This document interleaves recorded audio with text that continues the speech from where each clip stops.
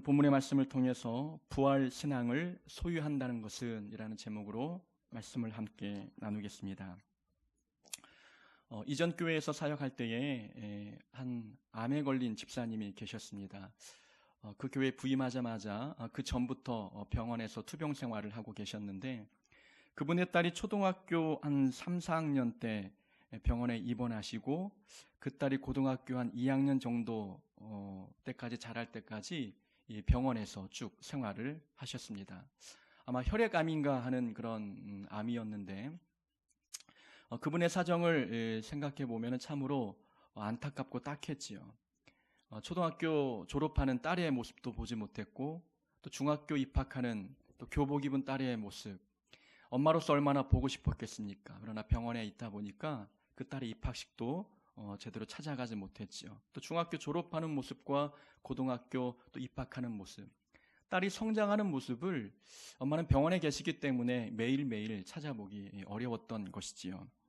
치료제는 효과가 없었고, 또 온몸에 퍼진 암세포는 통증을 유발했습니다.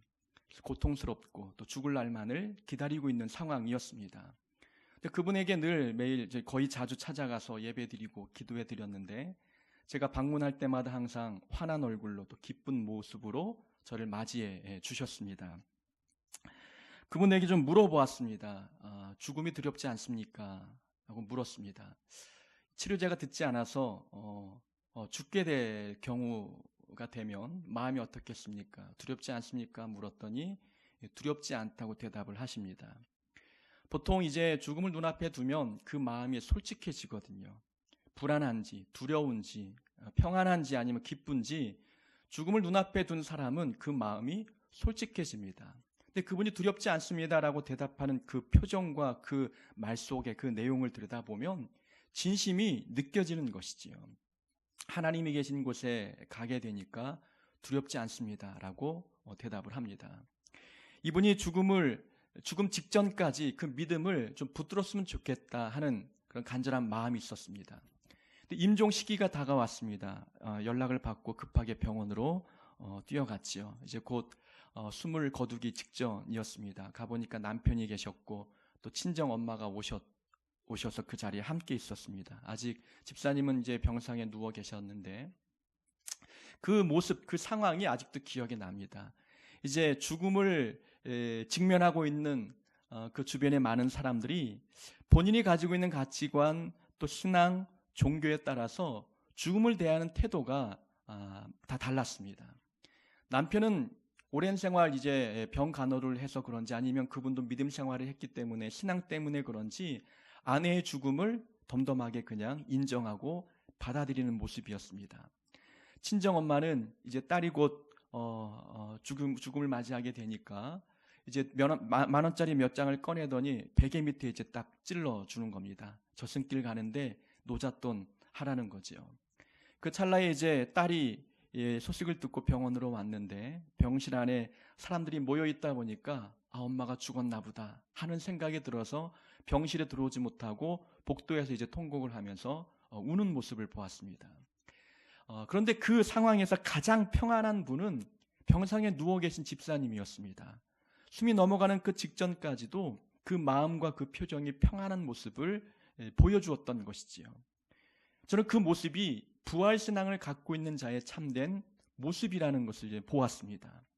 이 부활신앙, 죽음에 대한 공포와 두려움을 이기게 만든다는 겁니다. 내가 죽음 뒤에 어디로 갈지 분명히 알고 있기 때문에 그 마음이 두렵지 않은 거예요. 어떤 사람은 죽음이 두려워서 슬피 웁니다. 사랑하는 엄마와 사랑하는 아내를 만나지 못하니까, 또 사랑하는 딸과 영원히 이별할 것 같으니 두려움 가운데 공포 속에서 슬피 웁니다. 그러나 그 집사님만큼은 부활할 거니까, 하나님 나라에 다시 살 거니까 그곳에서 다시 만날 그 날을 기약하며 그 죽음의 두려움과 공포도 이겨내는 평안의 모습을 보여주었습니다. 이 부활신앙이라는 것은 죽음의 공포를 이기는 겁니다. 부활은 죽음을 이기고 부활하신 예수님을 믿는 그 믿음이 부활신앙입니다. 예수님이 죽음을 이기고 부활하셨기 때문에 예수를 믿는 우리도 죽음의 공포를 이길 수 있는 겁니다. 죽음에 대한 두려움을 이겨낼 수 있는 것이지요. 부활신앙을 한마디로 요약하면 결과를 아는 신앙입니다. 끝을 아는 거예요. 내가 죽음 뒤에 어디로 갈지 그 끝을 아는 겁니다. 그러니까 그 병상에 누워 계신 집사님은 죽음이 모든 것이 끝나는 것이 아니라 죽음은 하나의 과정이고 천국으로 통과하는 문이라는 그런 인식이 있고, 그래서 내 삶의 끝은 죽음이 아니라 하나님 나라에서 영원히 사는 것임을 알고 있기 때문에, 그 결과를 알기 때문에 지금 이 죽음의 모든 공포와 두려움들을 이겨낼 수 있었던 겁니다. 결과를 알면 현재의 고난은 충분히 이겨낼 수 있는 것이지요. 지난 목요일에 새벽에 손흥민이 뛰고 있는 토트넘과 또 맨체스터 시티 간에 챔피언스 리그 8강전 2차전이 벌어졌습니다. 축구에 관심이 많은지는 모르겠지만 이 챔피언스 리그라고 하는 것은 이 유럽 안에 있는 모든 나라, 그 국가 안에 있는 모든 축구팀들이 이제 자웅을 겨루어서 유럽 내에서 가장 뛰어난 팀이 어딘지를 가리는 그런 시합입니다. 그래서 각 나라에서 리그에서 1등과, 그러니까 작년 리그에서 1등과 4등까지 팀들만 참여할 수 있는 리그입니다. 각 나라의 상위권에 속해 있는 팀들 간에 겨루는 그런 대회이기 때문에 상금도 많고, 그 대회에서 이기면 굉장히 그 팀의 명예, 또 브랜드 가치가 올라가게 되는 거죠.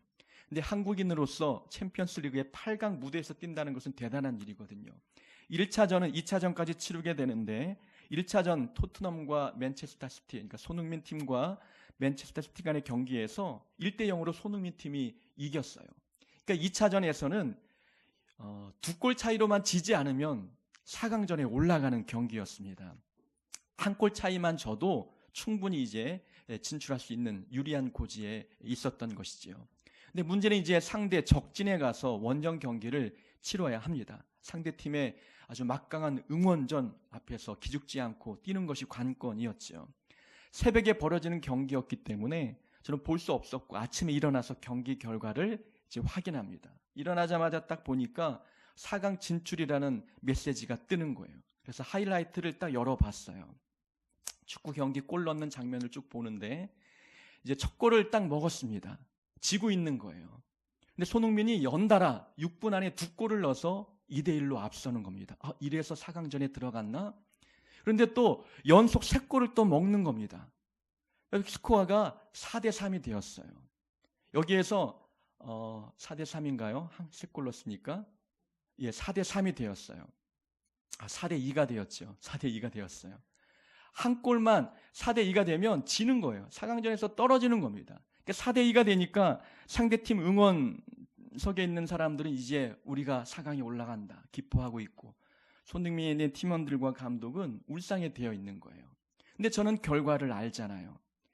다른 사람들, 그 결과를 모르는 사람들은 긴장하고 두렵고 불안하지만 저는 그때부터 재밌는 거예요. 결과가 어떻게 될지 흥미진진한 겁니다.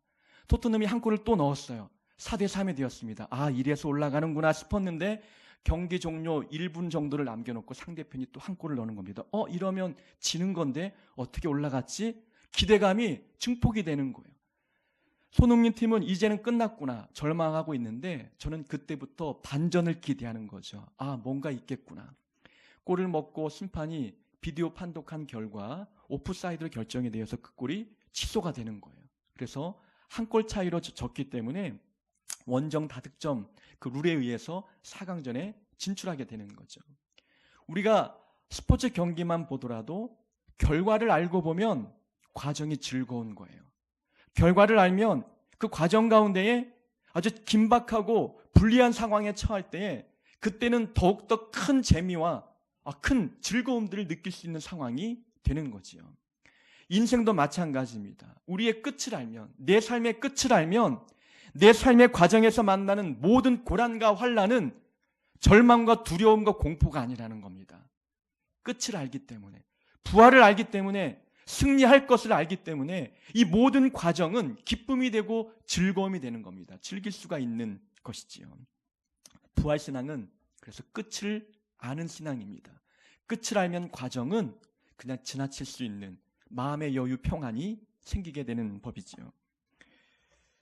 사도행전에 보면은 스데반 집사님이 나옵니다. 스데반 집사님이 복음을 전하다가 또 설교하다가 유대인들의 핍박을 받고 돌에 맞아 죽을 위기에 놓여 있어요. 돌을 던지는 상황에서 스데반 집사님은 돌을 던지는 자들을 향해서 미워하지 아니하고 하나님 저들의 죄를 용서해 달라고 하나님께 기도하는 겁니다. 그는 이제 눈을 들어 하늘을 보니까 예수님께서 하나님 우편에서 서서 스데반 집사님이 올 것을 기다리고 준비하고 있는 모습이 보였습니다. 스데반 집사님은 죽음을 코앞에 두고 있지만 불안하지 않는 겁니다. 가야 할 곳이 어딘지 눈에 보였기 때문입니다. 끝을 아는 겁니다.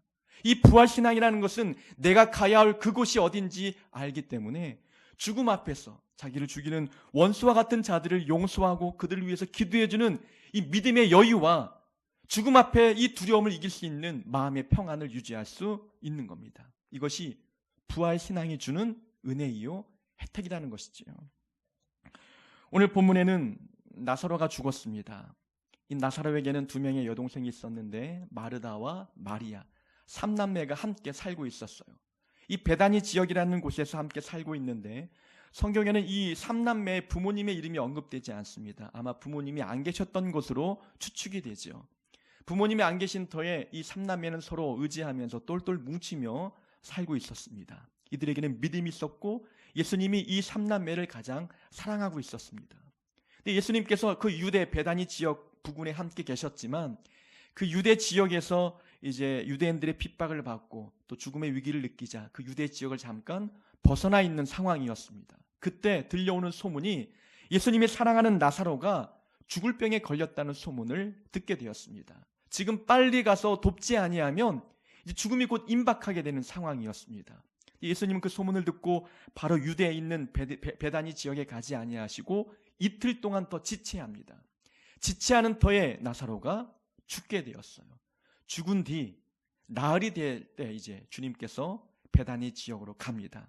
가게 될 때 제자들에게 말씀합니다. 가자, 나의 친구 나사로가 잠들었다. 가서 깨우자라고 이야기합니다.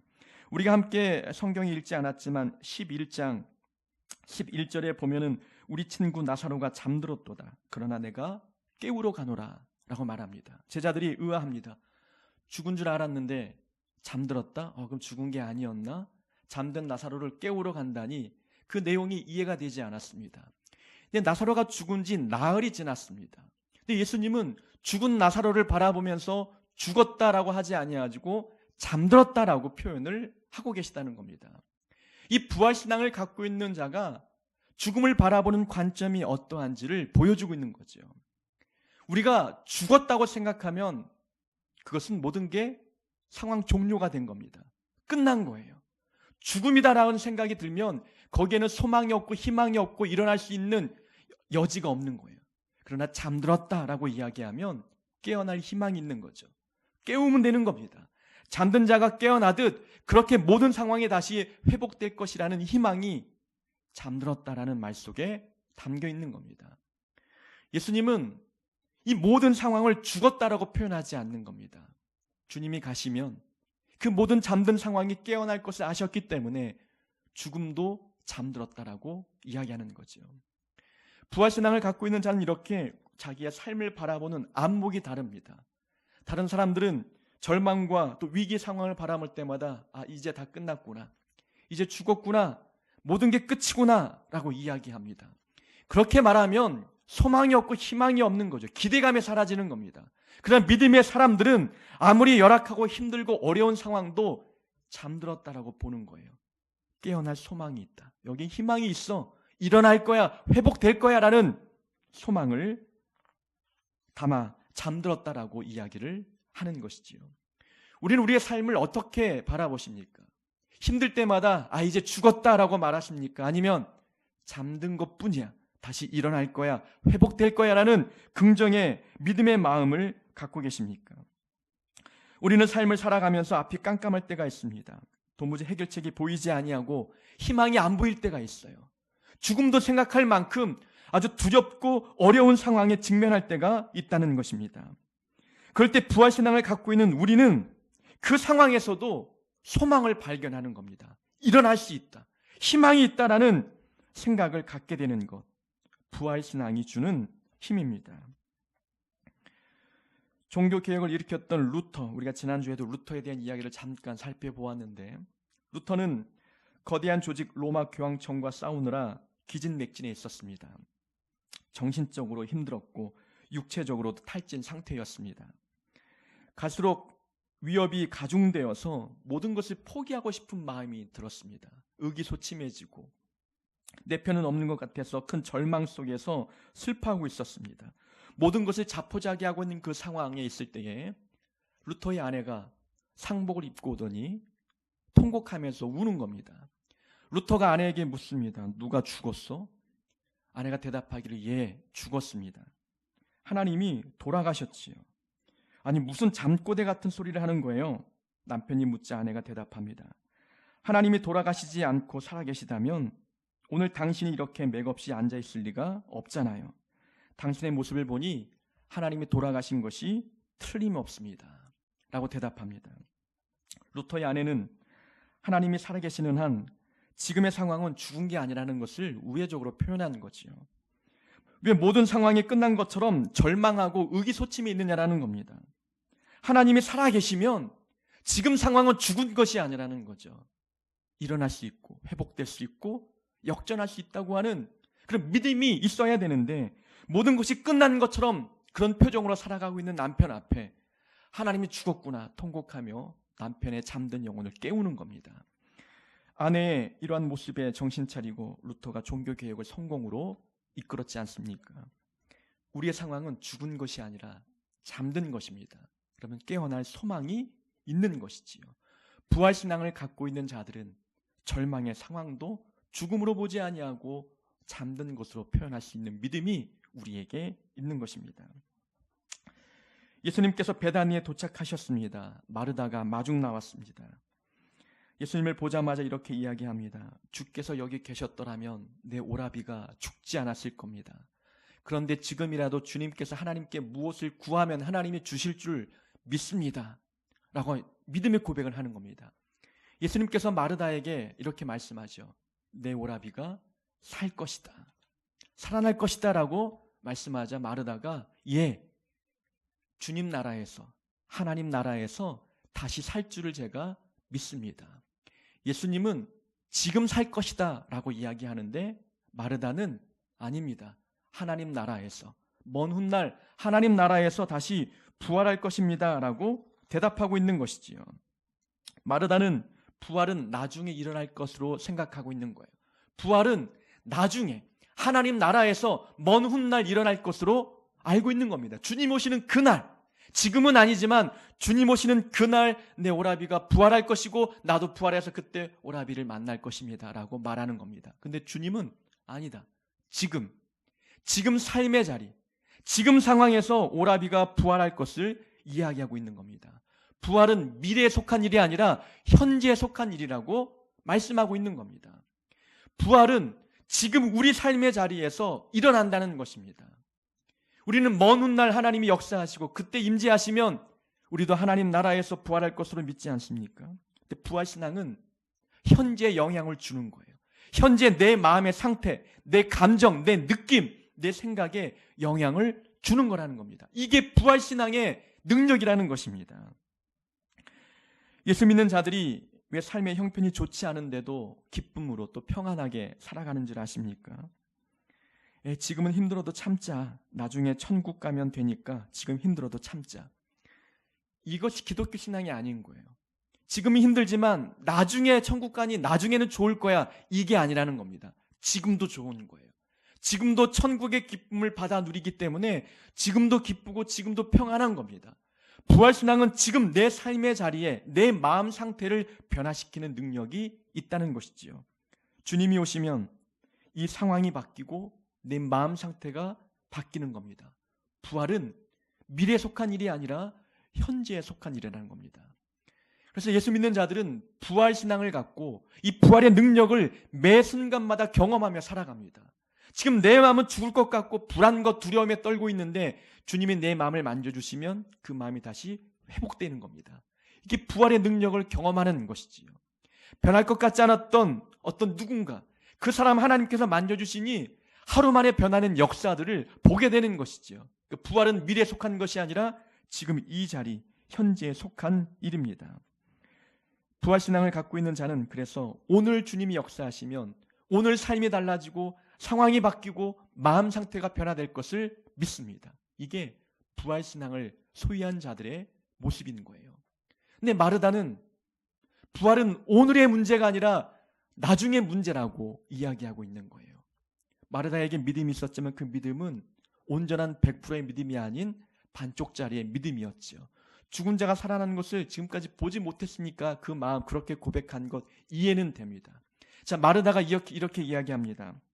주님이 좀 더 빨리 오셨다면 좋았을 텐데 그러면 제 오라비가 죽지 않았을 거예요 라고 이야기합니다. 마리아 막내가 또 와서 주님을 만나자마자 똑같이 이야기합니다. 예수님께서 좀 더 빨리 오셨다면 병든 내 오라비가 죽지 않았을 겁니다 라고 이야기하죠. 자, 이 말은 무엇입니까? 죽기 전에 오셨으면 주님이 병든 오라비의 그 질병을 고쳐주셔서 낫게 해주셨을 텐데 지금은 늦었다는 겁니다. 죽었으니까 주님이 오셔도 이 상황은 바뀌지 않을 겁니다라고 이야기하고 있는 겁니다. 죽기 전에만 주님의 능력이 유효하지 죽은 다음에는 무슨 능력이 있겠느냐, 이 상황이 어떻게 달라지겠느냐라고 이야기하고 있는 겁니다. 그들은 하나님의 능력을 오해하고 있는 겁니다. 예수님의 능력을 자기의 틀 안에 가둬놓고 판단하고 있는 거예요. 주님 능력의 하나님이시지만 그래서 맹인의 눈을 뜨게 하시고 저는 자를 고쳐주시고 죽을 병에 걸린 자의 그 병도 고쳐주는 능력이 뿐이지만 죽은 자를 살리는 것까지는 하지 못할 것으로 생각을 하고 있는 거예요. 죽음은 자연의 법칙 아닙니까? 죽은 자가 어찌 다시 생명이 들어가서 다시 원상태로 복귀가 되겠어요? 이 자연의 법칙을 거스르는 자는 없다고 생각하는 거예요. 내 생각 속에 하나님의 능력을 가둬놓고 판단을 하는 겁니다. 그러니 죽은 뒤에 오셨으니 이 상황은 그냥 상황 종료라고 이야기를 하고 있는 거지요. 그러나 예수님께서 나사로의 무덤의 문을 여시고 그 이름을 부르시고 살려내셨어요. 죽은 자에게 생명을 불어넣어 주셔서 예수님이 부활이요 생명이심을 보여주셨다는 겁니다. 예수님의 이 놀라운 부활의 능력을 믿지 못하는 자들은 부활이 현지에 벌어질 상황이라는 것을 믿지 못하는 겁니다. 주님이 내 삶에 오셔서 역사하시면 내 상황이 바뀌고 내 마음이 변화될 것이라고 하는 분명한 믿음을 갖지 못하는 겁니다. 하나님의 능력에 대해서 신뢰하지 아니하면 오늘의 마음 상태 바뀔 수 없어요. 평안할 수 없는 겁니다. 하나님이 임재하시면 내 삶을 역사하시고 내 마음 만져주시면 바뀔 수 있다고 하는 이 믿음. 이 믿음은 하나님의 능력을 신뢰할 때 얻어지는 것입니다. 부활신앙은 믿음을 통해서 갖는 거예요.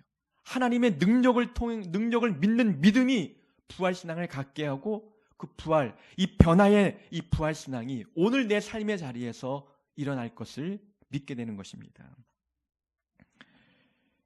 예수님께서 나사로가 들어가 있는 그 무덤 앞에 서셨습니다. 우리나라는 이제 땅에 파묻지만 유대 문화에는 이제 동굴 같은 데다가 이제 시신을 안치해 두죠. 그리고 동굴문을 돌로 이제 막습니다. 마르다에게 이 동굴 문을, 이 무덤 문을 막고 있는 돌을 옮겨 놓으라고 명령하십니다. 마르다가 죽은 지 나흘이 되었습니다. 냄새가 납니다. 라고 이야기합니다. 그러니까 나흘이라는 것을 이제 강조하는 이유는 무엇이냐면 유대 문화에 어떤 의식들이 있었냐면 사람이 죽으면 사흘까지 3일 동안에는 그 영혼이 그 죽은 시체 주변을 떠나지 않고 있다는 거예요. 그러다 보니까 3일 안에 다시 살아나는 일들이 있었다는 겁니다. 그래서 3일 동안에는 이 시체가 다시 생명이 들어가 살아날 수 있다고 믿었기 때문에 사람들이 3일 동안에는 계속 그 죽은 자를 돌아보는 거예요. 3일 동안 무덤 왔다 갔다 하면서 다시 회복되지 않을 그 기대감을 갖는 거죠. 근데 성경에서 날이 되었다는 것은 사람들이 이제 모든 걸 포기했다는 것을 의미하는 거예요. 나사로는 이제 죽었어. 끝이야. 또 냄새까지 났다는 것은 완전히 죽었다는 것을 보여주고 있는 것입니다. 그래서 마르다도 이제 죽었는데 무덤 문을 열어봤자 무슨 소용이 있겠습니까? 라고 이야기하는 것이지요. 무덤 문을 옮겨 놓으라 명령하셨습니다. 옮겨 놓으니 예수님께서 하늘을 우러러 기도하십니다. 아버지여, 내 말을 들으신 것을 감사합니다. 항상 내 말을 들으시는 줄을 내가 알았나이다. 라고 기도하십니다. 예수님이 기도하셨다는 거예요. 나사로를 살리기 위해서 기도하신 거죠. 기도의 내용을 보아도 이 결과가 기도에 하나님께서 응답해 주실 것을 믿고 기도하고 있다는 겁니다. 기도하는 모습을 보고 어떤 사람들은 그렇게 수군거렸을 거예요. 이미 죽었는데 기도한다 한들 이 상황이 달라지겠느냐. 아니, 기도할 내용이 따로 있지. 가망이 없고 희망이 없는 그 일을 붙들고 어찌 기도하겠느냐라고 수군거렸을 거예요. 근데 예수님은 소망이 있고 희망이 있음을 보았기 때문에 기도하시는 거예요. 우리가 기도할 때 어떻게 기도합니까? 우리도 우리 생각으로 기도할 내용과 기도해봤자 필요 없는 내용들을 구분하고 있지 않습니까? 뭔가 희망이 보이고 소망이 보이면 그때 기도합니다. 근데 내가 아무리 생각해도 회복의 기미가 없고 다시 원상 복귀될 수 있는 가망이 보이지 않으면 기도도 포기해버린다는 겁니다. 근데 부활신앙을 갖고 있는 자들은 절대 기도를 포기하지 않습니다. 내 눈에 저 사람은 변화될 것 같지 않아. 그럼 기도하지 않는 거예요. 근데 부활신앙을 갖고 있는 자들은 하나님의 능력이 저 사람에게 임하면 저 사람도 변화될 수 있어. 그런 믿음을 갖게 되면 그 사람을 위한 기도 포기하지 않는 거예요. 내 문제, 건강, 물질, 내 가정, 배우자, 자녀 모든 문제에 대해서 부활신앙을 갖고 있는 자는 기도를 중단하지 않는다는 겁니다. 아니, 그 문제 기도할 필요가 없어. 기도해봤자 회복되지 않아. 응답되지 않을 거야. 라는 부정의 생각을 갖고 있으면 기도도 되지 않습니다. 그러나 예수님은 이미 죽어 냄새나는 그 나사로를 위해서 하나님께 기도하고 있는 겁니다. 우리에게 보여주고 있는 겁니다. 부활신앙을 갖고 있는 자들은 기도를 쉽게 포기하지 않아야 된다는 것을 가르쳐주는 거죠. 내 눈에 가망이 없어 보인다 할지라도 그 모든 삶의 문제가 썩어 냄새나 회복의 기미가 보이지 않는다 할지라도 기도하라는 겁니다. 기도해서 하나님이 역사하시고 응답하시면 죽은 자가 살아나듯 가망이 없는 우리의 문제들이 회복될 것이라는 확신을 주기 위해서 예수님은 나사로를 위해서 기도하는 모습을 우리에게 보여주셨습니다. 예수님은 죽은 나사로에게 생명을 불어넣어 주셨습니다. 이것은 예수님이 우리를 위해서 어떤 사역을 하시는지를 보여주는 겁니다. 예수님은 죽음을 이기는 능력의 분이시고 우리 영혼에도 생명을 불어넣어 주시는 그런 하나님이심을 우리에게 보여주고 있는 겁니다. 내 영혼에 생명을 불어넣어 주는 것뿐만이 아니라 내 삶의 회복의 능력도 불어넣어 주셔서 모든 풀리지 않은 문제들이 해결될 수 있다는 것을 우리에게 말씀해 주고 있습니다. 부활신앙은 결과를 미리 아는 신앙입니다. 그래서 부활신앙을 가진 자는 죽음이 두렵지 않습니다. 절망적인 상황도 죽음의 상황으로 보지 아니하고 잠들었다라는 믿음의 고백을 하게 만듭니다. 부활신앙을 가진 자는 예수님의 변화의 능력, 변화시키는 능력을 믿고 주님이 역사하시면 지금 당장 회복과 변화를 경험할 줄을 믿습니다. 부활신앙을 가진 자들은 그런 믿음을 갖습니다. 그리고 기도도 쉽게 포기하지 않는 이 모습, 부활신앙을 갖고 있는 자들의 모습입니다. 예수님이 부활하셨습니다. 사망 권세 이기시고 죽음을 이기시고 부활하셨습니다. 우리에게 가장 풀지 못하는 숙제는 죽음 아니겠습니까? 죽음은 돈으로도 우리 능력으로도 경험으로도 해결할 수 없는 문제지만 주님이 해결하셨습니다. 죽음을 이기시고 부활하신 주님께서 우리 아버지 되시고 우리 마음에 함께 내주에 계십니다. 그런 주님과 함께 동행하고 있는 우리의 삶도 부활의 능력이 나타나야 하는 줄로 믿습니다. 이 부활의 신앙을 마음에 품고 삶으로 말미암아 어떤 상황 앞에서도 소망을 잃지 않고 또 기쁨을 잃지 않는 우리의 모습 될 수 있기를 주의 이름으로 축원합니다.